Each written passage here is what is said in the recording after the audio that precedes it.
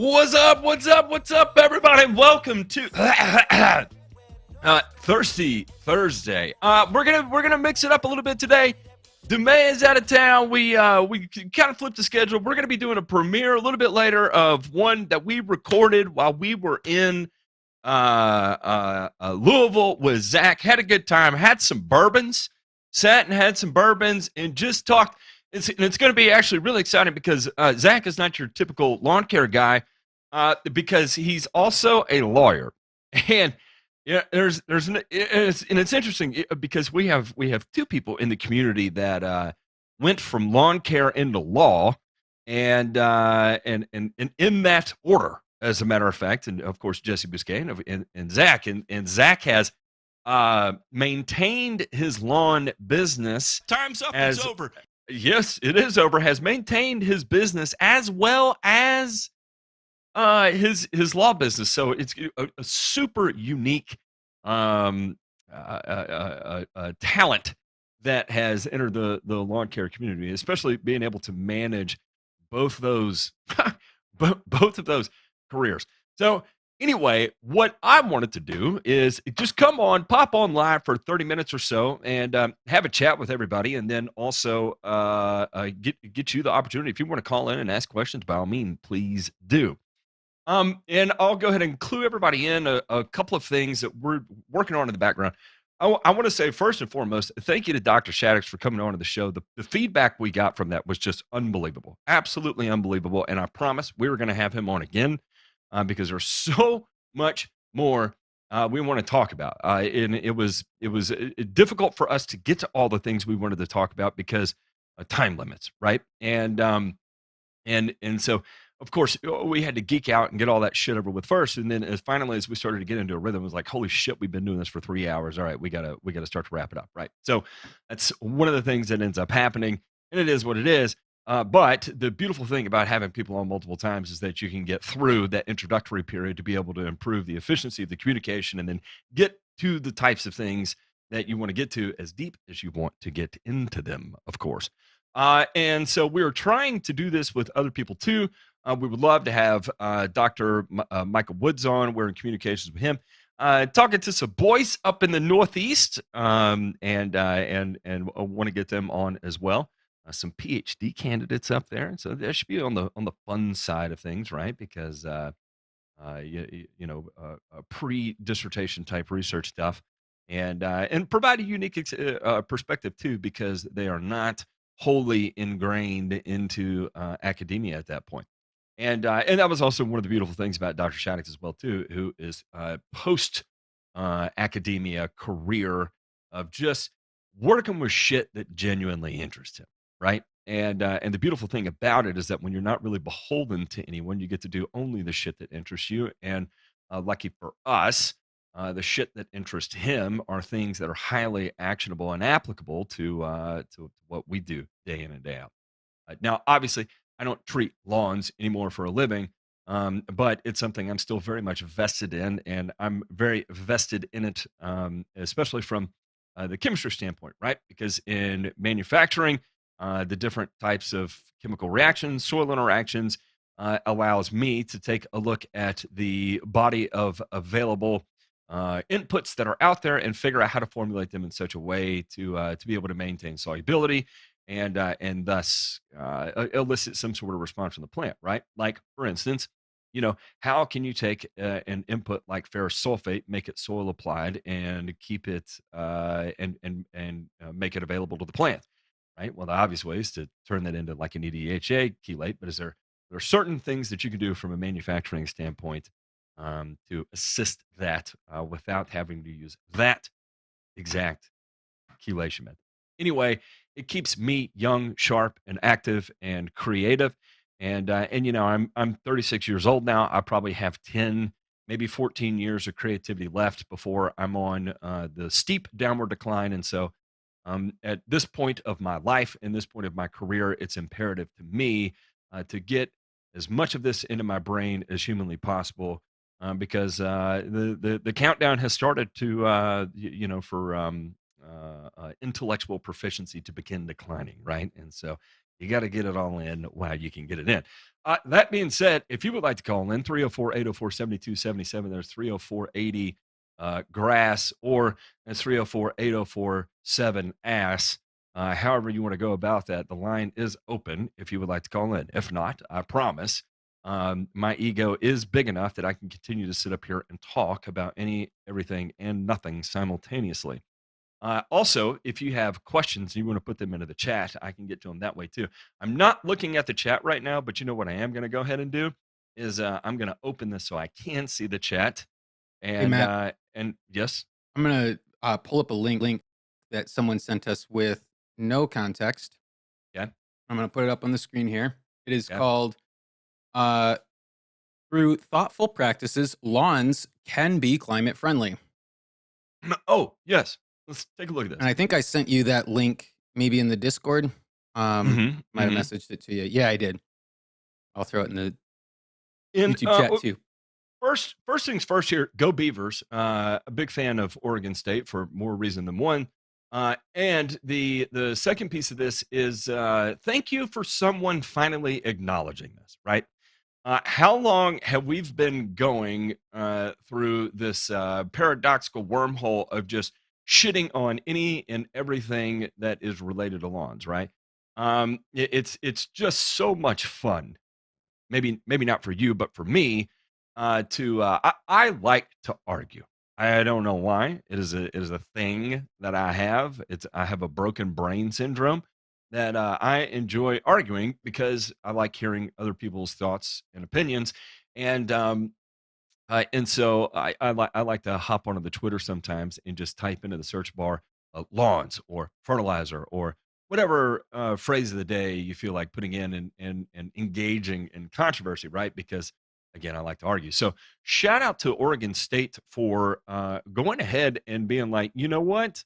Our general readership here is probably not okay with lawns and in general, and especially positive reinforcement as related to lawns, right? And so what they did was talk about the advantages here that can come from having, well, a maintained lawn. One of the number one things that gets misconstrued is the amount of maintenance required to maintain a lawn to a high degree. There, that is wholly optional. That is entirely up to your personal preference, the amount of maintenance that it ends up taking. I promise you, this is going to sound crazy. This is going to sound absolutely insane. I can have a badass fescue lawn in my front yard and mow it 12 times a year. It takes a little careful consideration and planning, but with just 12 cuts a year, I can make it look as good, if definitely better than any other property on my street, with little to no effort.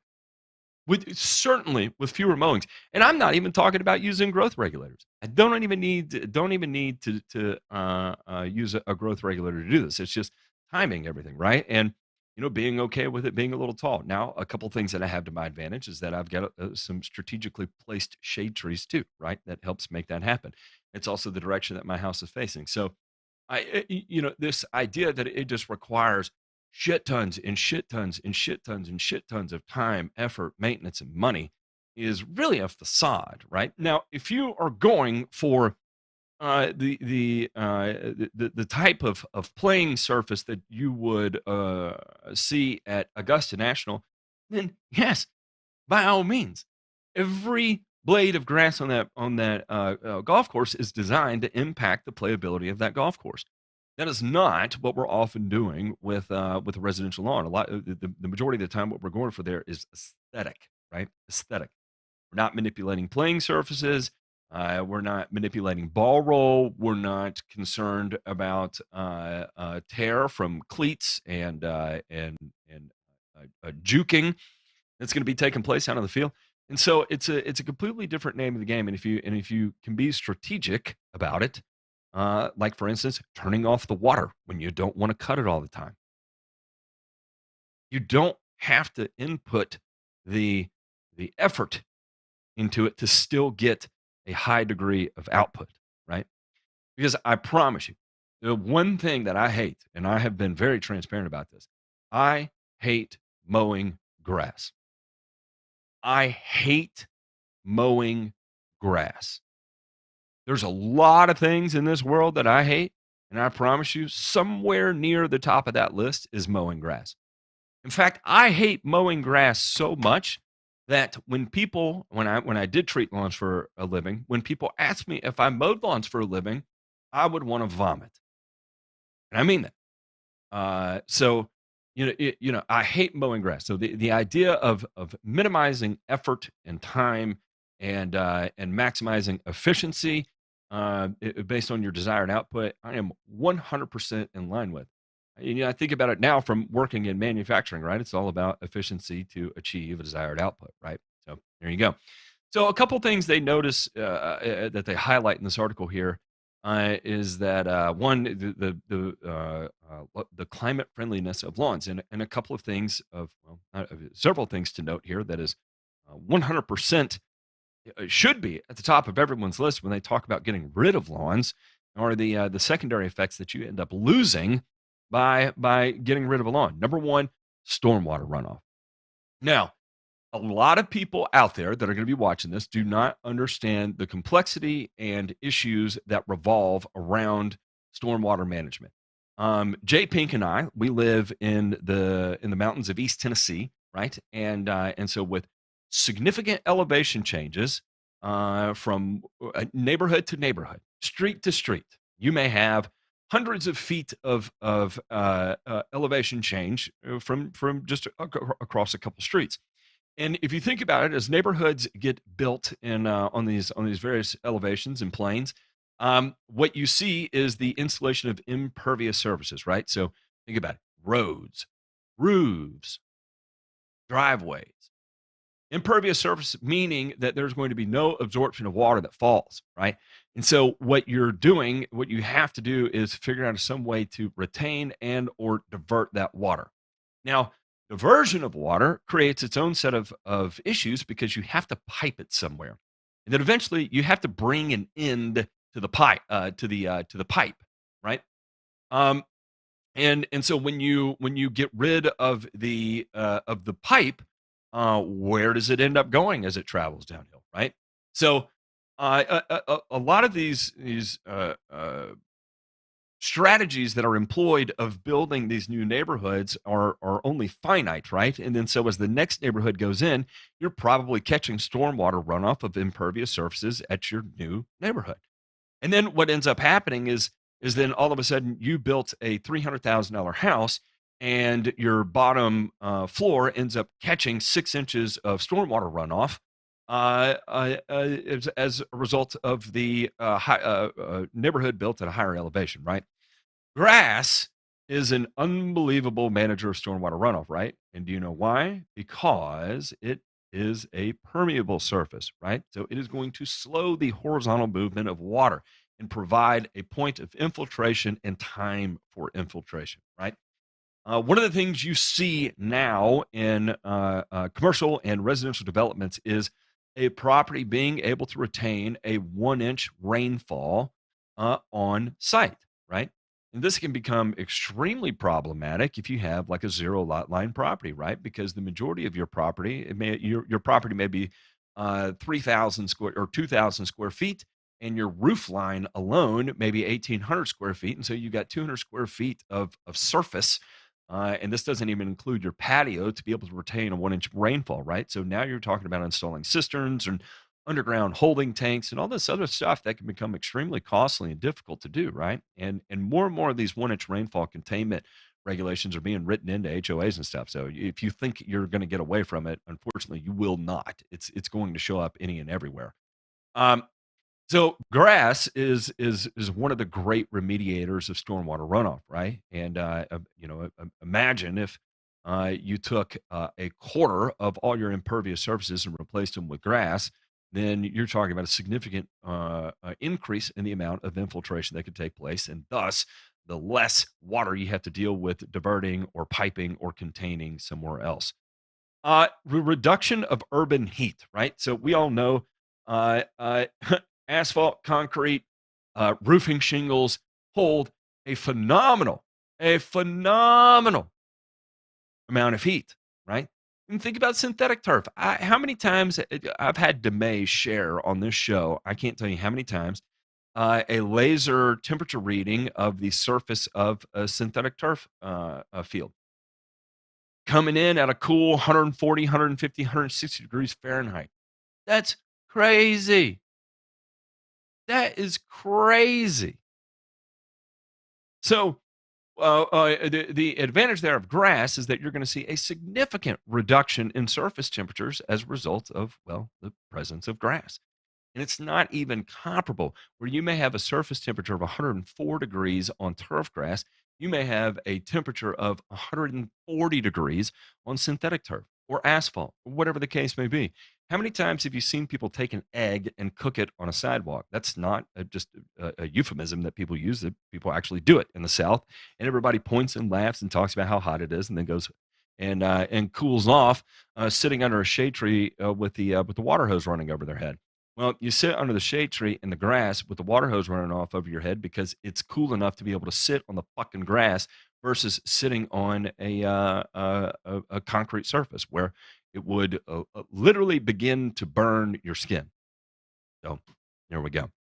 Uh, then the other thing here would be photosynthesis. The great creator of the world, the plants, biology, biodiversity, however you want to put it or phrase it or whatever. And this is all religion aside. But the beautiful things about plants is that they consume CO2 and convert it into energy, and thus give back O2 as a result of it, right? So the beautiful thing about grass is that it generates its own food using CO2 and sunlight, photosynthesis. So in effect, what ends up happening is that you're watching carbon sequestration in real time.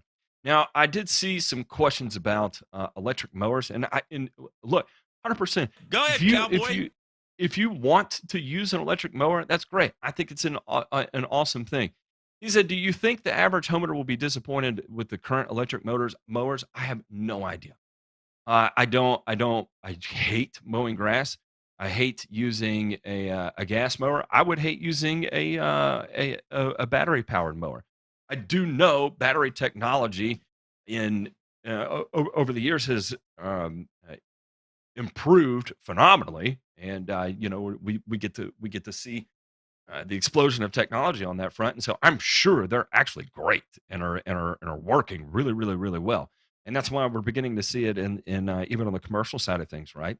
And because it's able to get the job done. And I'm not even going to get into the world of like, well, you got to charge those batteries, and what's generating the power to charge those batteries? What's it coming from? What's your power generation source? I'm not even going to get into that. But I'll say this is that everything I have seen people talking about for an average homeowner using a battery powered equipment is that they have wild success with it. And so I think that is a phenomenal thing that's going on there. And a couple other things, of course, choosing, the 4 R's, using water wisely, sometimes just let the damn thing slow down growing. Again, that's exactly how I get away with only doing 12 cuts a year on my front yard is because, well, when I don't need to water it, I'm not going to water it. And therefore, if I can slow growth by starving it of water, then by all means, I will do that. We get over 50 inches of rain here a year here in Knoxville. There's no reason I need to pull out a fucking water hose from my front yard. Maybe if it was full sun and I was really concerned about it, but I'm not. I promise you. Hate mowing grass. I've done enough. I've scratched my itch. I have managed thousands and thousands and thousands of acres across my career. I was into that, and I've had a ton of fun doing Time's that, up. and It's I've over. made a lot of money doing that. But you know what? I'm not there anymore. Why did I get the times up? It's over. I We, think because some timer is running back in the background. oh, okay, okay. I was like, I thought I've got 10 more minutes somewhere in there. Yeah, no, I no, was no, just no. making sure. Yeah, yeah. Okay. Um, let's see here. There was a couple other ones. Does Matt call it pop soda or Coke? I'm from the South. Everything is a Coke here. Westside Lawn Company says I have a pH of 7 with 2 apps of ammonium sulfate over the next couple of years be enough to lower it. I also have low potassium, 9.3 parts per million with sulfate of potash be best to raise that. Hey, 2 applications of ammonium sulfate over the next couple of years is not going to move your pH at all. In fact, you would probably see nothing over a couple of years, a couple of applications as far as movement on that. Then the next thing is that I highly doubt that you have either an ammonium acetate or a Mehlich 3 test that has a potassium of 9.3 parts per million. I don't think your grass would be alive at that threshold. If it was, then I would think that it would be perpetually dormant. It would be straw colored and needled, and it would be really weird. So I don't. If I had to guess, and I'm just guessing here, is that quite possibly you used one of those. Oh, what do you call it? Who is it? Um, is it Soil Savvy or whatever they're called? Yeah, did you use a Soil Savvy test? If I had to guess, that would be that. Yes, my soil. Yes, yeah, yeah. So, who knows what the actual 9.3 parts per million is? None of those are calibrated to turf, and so it's just a random number, darts at a dartboard. But we'll go ahead and use the idea that it is actually low in potassium. Will sulfate of potash be best to raise that? Sure. You can use potassium chloride too, or muriate of potash. That'll raise it. You can use potassium nitrate. You can use potassium acetate. You can use potassium carbonate. Pick your poison there. Since you have a pH of 7, really the only thing you would maybe want to watch out for is potassium carbonate. But even then, I don't think you're going to get a whole lot of alkalinity out of that. It's just you're applying more carbonates to an already carbonate rich soil, so it doesn't really make a whole lot of sense. So that would be the only thing I would avoid. But even at a pH of 7, you're not going to hurt anything by doing that. So, whatever you have available, whatever you feel like applying, by all means, go for it. Um, Blades of Glory, what's going on, Blades of Glory? Long time no see. You talk about one of the OGs on YouTube lawn care. Blades of Glory is legitimately one of the OGs on YouTube. And buddy, I've been here long enough to know that you are one of the OGs. So glad to see you here. And the other thing is, no, I'm not about that watering life ever. Now, if I lived in Arizona or somewhere where I don't get rain, sure, I'd be a bit more apt to water the grass. But I I just do not. I do not live in an area where I am deficient in rain. Therefore, I'm not going to go dumping a bunch of water out there. Again, 50 inches of rain a year.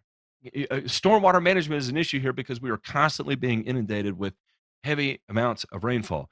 Winter is our rainy season here, and we get metric shit tons of rain. And typically, when we do, they're big, heavy downpours. It's not uncommon for us to get 4 inches of rain in a day or two. It's incredible. Flower friends, yes, by all means, feel free to call in, Justin, and I will be nice to you until you give me an opportunity to not be nice to you. And I'll warn you that I'm on a time crunch here, so I got about 7 or 8 minutes before I have to dip. But if you do get cross with me, I will shout at you, cowboy. Is Fusilade good for treating Bermuda and Georgia? I haven't messed around with it yet. Yes, absolutely, it is. It's probably one of the best options you have out there. So it is what it is. And people talking about these robot mowers. We have a in-house expert, and that would be Hungry Southerner on robot mowers. He is absolutely the best of the best when it comes to that. And this is someone who is worked on it from the inside out. Playing around with the processors that are in this and manipulating software and all that fun stuff because he can. I don't know how to do any of that. He does, but he's also our resident legitimate rocket scientist that helps put not rockets, not just rockets that go boom, but rockets that send people into outer space. So considering he knows how to do that, when he takes a look and does a deep dive and parts out these mowers, everything he's saying is that he sees good. He uses them. He gets incredible results with them, and so therefore I trust his input. When he says they're good, I buy into it. He is a Husqvarna guy through and through. and therefore, if I had a recommendation for it, I would do that. We also have another member of the community, Colby Burcham, actually owns a company that deals specifically in the maintenance and supply side of and setup and service of automated mowers. That is Autmo in Kansas. I don't know what all his territory is, but if you type Autmo Kansas into the deal there, I believe he's the one in let me see here, Colby Burcham. And dun, dun, dun, dun, dun. Yeah, he's Wichita. So Altmo, Wichita, Colby Burcham, he is a member of our community. He does this damn thing, and he knows them through and through. He knows all the obscure brands. He knows all the name brands. He knows how to work on all the brands. He knows how to set up all the brands. He knows how to manipulate all the brands, and literally does it full time for a living. And that's going to be everything from Husqvarna to Robomo to Tiny Mobile Robots to Works and all the different names you hear. I mean, he legitimately is the who's who on a professional sense of being able to do that. Hungry Southerner is an engineer that does it from his garage and manipulates it to do all kinds of weird things. Colby Burcham is actually a professional that does this thing. So there you go. If you've got questions about him, I would reach out to him. We've got about 4 minutes. I doubt we're going to be able to get a long call in here. But go ahead, cowboy. But let's see. Did I miss any other question? I don't think I did. I think I got everything. I think the only other I think the only other question was someone wanted to know how did they get the GIE fire to stop? Oh, wait, no, I misread that. How did they get the GIE fire help to go green? How did that help? Oh no, Telly. What Telly, give me a little more context. I feel like there is there's an inside baseball going on there, and I am not. I'm trying to think back because Telly, you were there when we were talking to Zach. And I'm trying to get into my head and recall that, but I'm drawing a blank right now. That was a wild ass 48 hours for me, like a super wild 48 hours, because I had worked for like 16 hours, picked up my family, drove there, hung out with y'all, left and slept for about 2.5 hours, and then went back to work for about 16 hours. So it was a blur. Sulfosulfuron, which is also known as Certainty, took out the K31 fescue invading my bluegrass. What works to take out the ryegrass? Good luck. You're probably not going to be able to take it out. Metsulfuron methyl is typically what's recommended to do that. However, at this point, they have removed metsulfuron methyl from the Kentucky bluegrass label. Have removed Kentucky bluegrass from the metsulfuron methyl label because it ends up causing so much damage, collateral damage, that it ends up causing plant failure. And it just, the risk to reward ratio is not there because, and especially because metsulfuron methyl is just not very efficient at killing ryegrass to begin with, especially the newer cultivars of ryegrass, and a lot of the native ryegrasses that have been there for a long period of time. It just they're not what they used to be. I mean, well, I'm sorry, the older cultivars have adapted to living in that situation, and so it is what it is. All right. We're at 9:11. We are going to get ready to go to the premiere. I'm going to hop off here. It's good to talk to everybody. On Sunday, we will be back with our regularly scheduled programming with Ray and Ryan and myself. And then what do we have coming up on next Thursday, J Pink? The Turfology boys. We've got the Turfology boys are coming back on, and so last year we talked a metric shit ton about acelepryn and army worms and the hellacious damage they ended up causing. So I'll be curious to see what we're going to be going into this year. Should be a good time.